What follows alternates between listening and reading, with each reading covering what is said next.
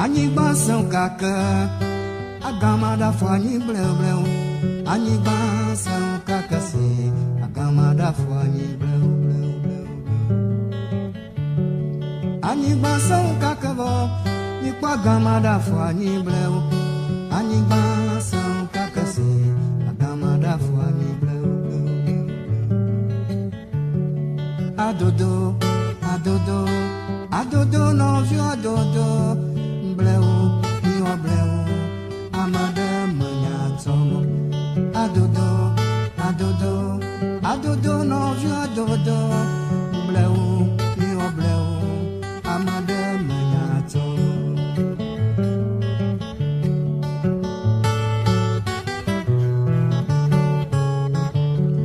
Ani basa kakavo, ikwa gamada fwani bleu. Ani basa kakasi. Gamada fani, ani basan kaka, gamada fani lo, ani basan kaka se, gamada fani bleu. Adodo, adodo, adodo novio adodo, bleu, mio bleu, amada manhatomo, adodo, adodo. Adodo novio adodo, bleu, mio bleu.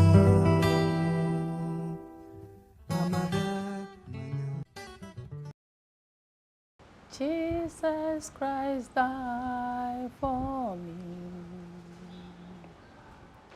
He carried my sins away. He died on the cross to save my soul. He carried my sins away. He carried my sins away. He carried my sorrows away, far away. He died on the cross to save my soul. He carried my sins away.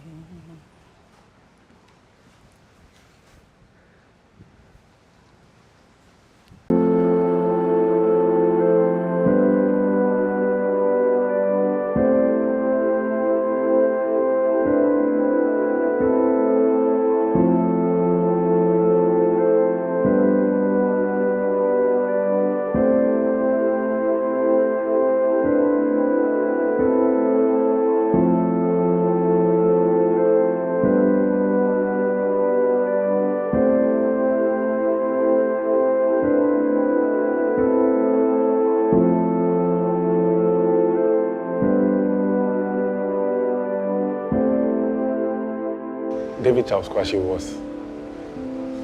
is my father. I don't want to use was because he's still my father, even though he's no longer here with me. Mr. David Charles Quarshie, I would say it's like my mentor. He was a kind and loving man. He was loved by many actually, and then he had this heart that condoned a lot of people. He entertained a lot of people. He made people laugh. He helped a lot of people as well, and he advised me a lot. He's a very good man, very generous, and I can see he's a talented coach. I can also call him, let's say my role model. I like the way he's a very good man. Mr. Quarshie was a friend and he became my golf coach. Actually met him, I was already playing golf, and then we got to talking. I got to find out that he was the one who designed this golf course. We talked a bit and I started taking lessons from him. Growing up with my father was a bit different. He was a lovely father, principled, respectable. He always wanted his house to be, the home to be a calm place. He's always been there for my siblings and I and my mom as well. I quite remember the time that I wanted to start my food business.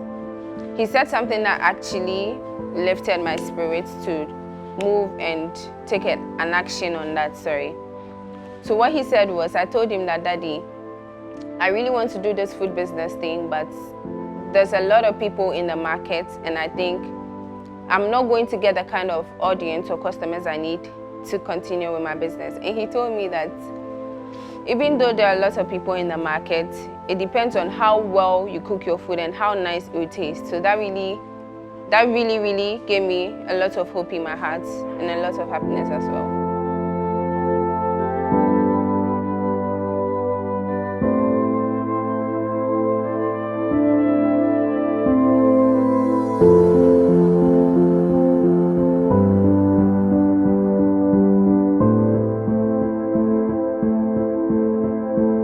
Coach Quarshie, as we affectionately called him, was one of the pioneer coaches on this golf course. And he wasn't just a coach. He helped us to love the game of golf, and he was part of the development of this golf course. So as much as it's a small course, it's a very challenging course. It's fun to play and it sharpens your game. But Coach Quarshie made us love Boknam Kim. He made us love the game of golf, and he also helped us to improve our game. I came to Bok in 2012 when I was looking for employment. When I got here, he was the first person I met. He asked me what my name was. I said, my name is Kofi Asawa. He said, no, I can't call you Kofi Asawa. Don't you have an English name? Then I said, no, my English name is Joseph. He started calling me Joe. So everybody got to know me as Joseph. Quickly, he organized the committee members to interview me. And he himself was at the interview ground. At the end of the interview, one of the members called one of the committee members called Mr. William Hagman. He shook hands with him and said, wow, he said, Quarshie, you gave us a good stuff. This is the kind of person we want. I met him at Achimota Golf Course when I was working at the clubhouse there. So about 32 years ago, I'm talking about. My father was the leader in my life, you know, a great teacher. He meant everything to me because he basically taught me everything. How to wear my socks, how to lace my shoes, you know, how to ride a bicycle, how to drive a car for the first time, a manual car. He's my senior in golf. At the same time, an old player before we follow up.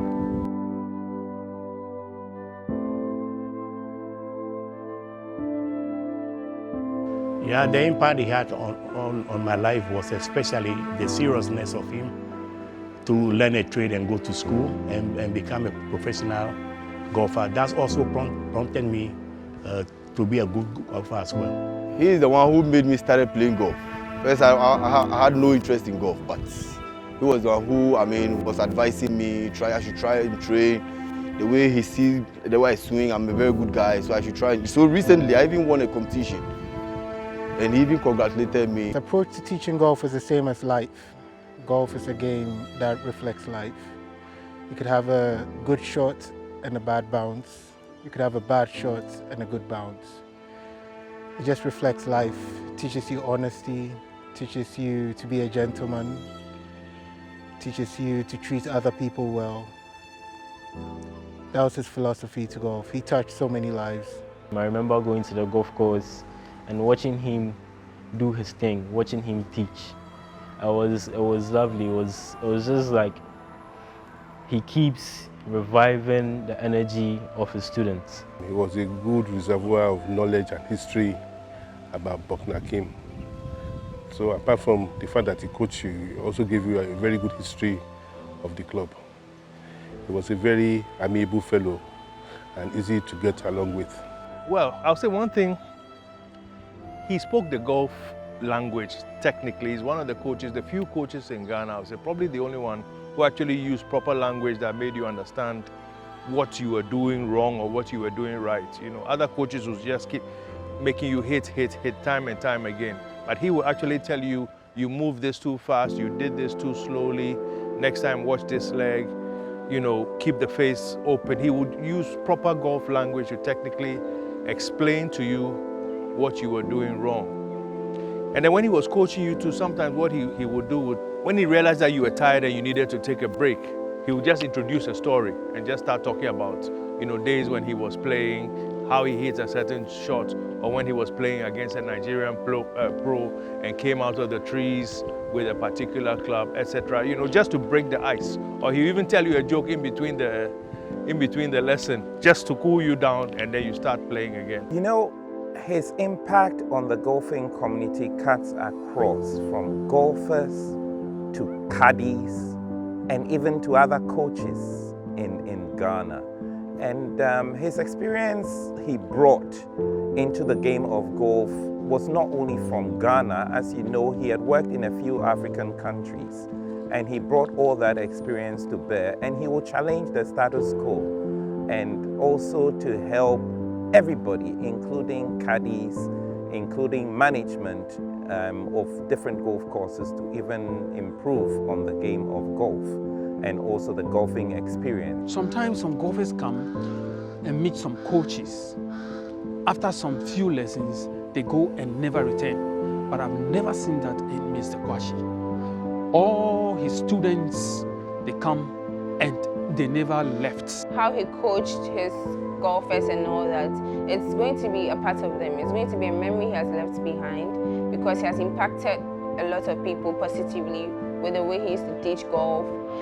And he just didn't teach the golf like other random people. He explains it well for the people to understand the game because of the passion he had for the game. He was one of the finest in the game. He won a couple of things, monthly medals, and then international acclaimed medals like the Ghana Open, Accra Open, and Lagos Open, Rank Zeros, Nigeria, and Nigeria Open as well. I actually got to find out that he had designed a golf course in Gabon, Libreville, where I played. He also designed 2 golf courses in Liberia. One of them completed, one of them he didn't complete. So we spoke about those and actually played on the one in Gabon. But as you know, he designed this golf course here, and he was very instrumental in some of the improvements that we kept on doing. So from time to time, when I served on the committee here, we used to, you know, consult him on things that he could help us with, or just get his point of view of some of the changes we wanted to make. One of the greatest legacies, and I would say that because of a few people that I got Coach Quarshie to also train, is that he took golf to a different level. It wasn't just a game, he made it a way of life for many of us. And his impact has been, like I said, to golfers, to caddies, to coaches, and also to improvement of golf facilities in Ghana. So he leaves a big legacy and a big gap for others to fill. And well, obviously this golf course, the other golf courses he designed around, the very many people that he's trained, some of them male and female, who are today playing very good golf. I think that's one of the things that will stand out for him. And you know, I mean, he comes from a big golfing family. The name Quarshie, I've known Jeff Quarshie, Ralph Quarshie from AGC, and so forth. So it's no surprise that his name will also be counted among the golfing greats from Ghana.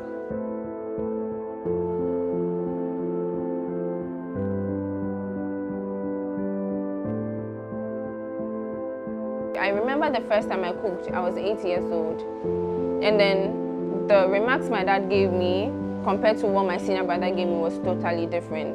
I prepared banku and okra soup, and at that time the okra was very hard and the beef and everything was below, and then the oil and the water was on top, and the banku was quite I won't say watery, but it wasn't like thick.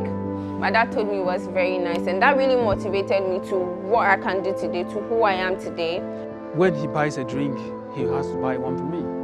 When he buys food, he has to buy. He will never buy food and never bought one for me.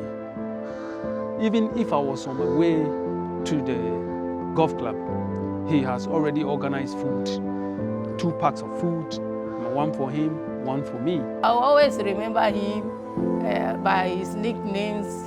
One of them that I love is Bobo. Sometimes when I call him, he say, Yemalo. Sometimes when I call him, he say, Bo. And then when he mention Tutu, then he's coming to knock your shoulder like this. Tutu, it means he's cooling you down. I feel in every house, I feel in this world, a lot of men handle challenges in a calm way.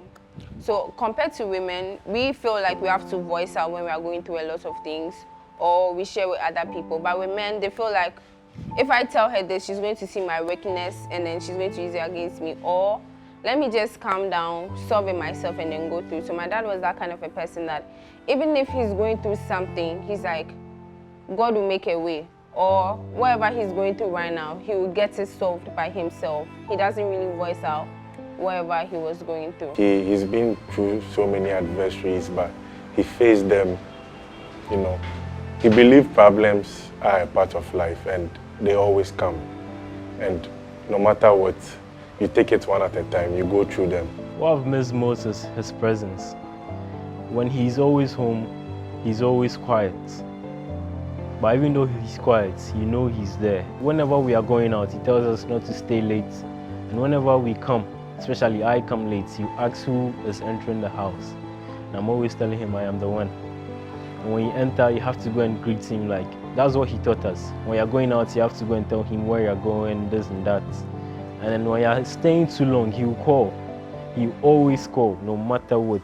No matter the tension you have between him and yourself, he will always call you when it's getting late.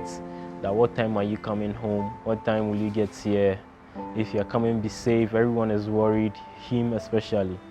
So this is what he's always saying. So right now, even if I stay out too late, and if I look at my time, I just remember seeing his call and asking me to make sure I get home early and safe. One experience also I had is that Mr. Charles Quarshie trained the children very well so that they will not have his life experience about drinking. They should go to church.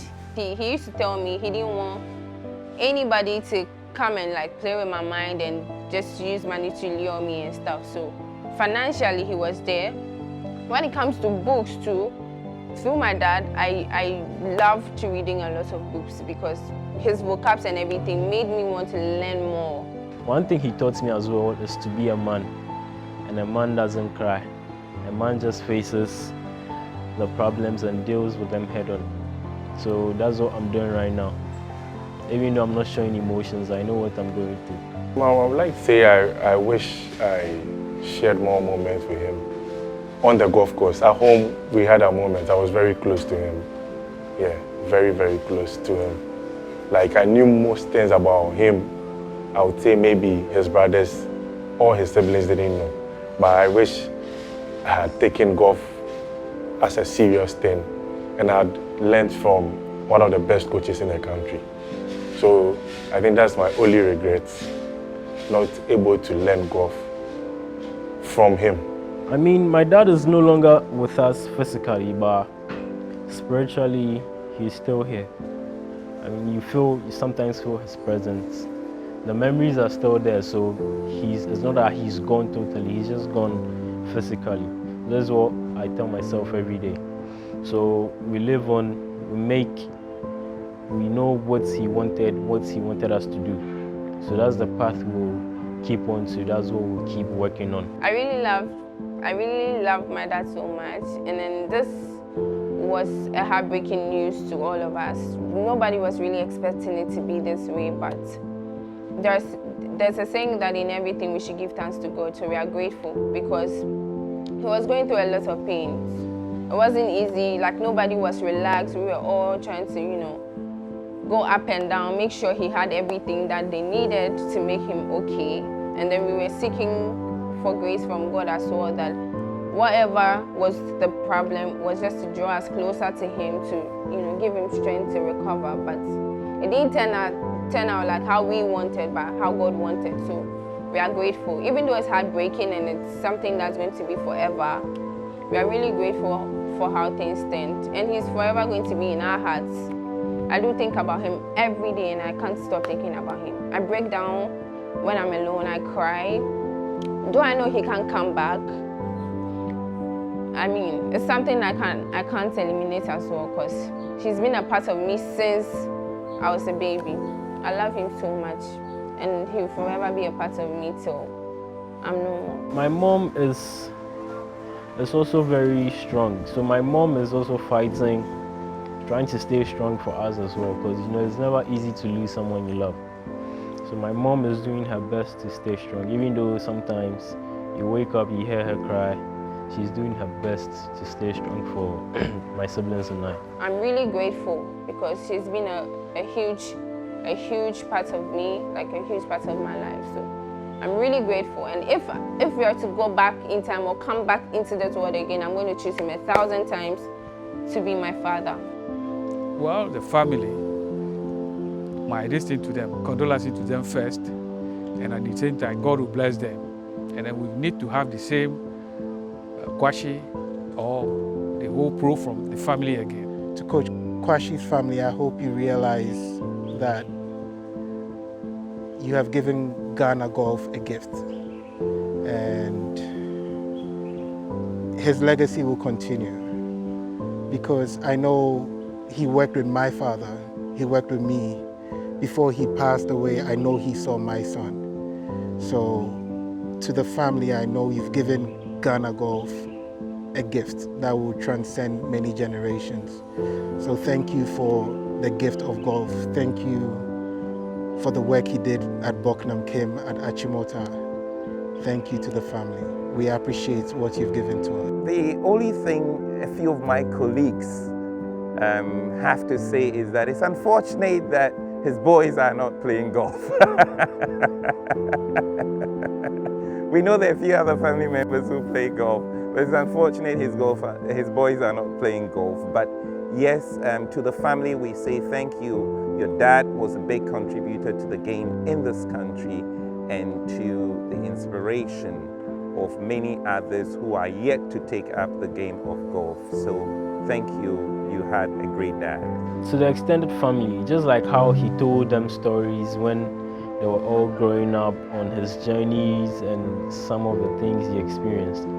What I have for the extended family is, with what he has told everyone, it shouldn't be forgotten. Because if you forget his memories, you forget the person. And it's like he never existed. So to everyone watching and listening right now, memories are what hold us, memories are what define us. So let his memory live on.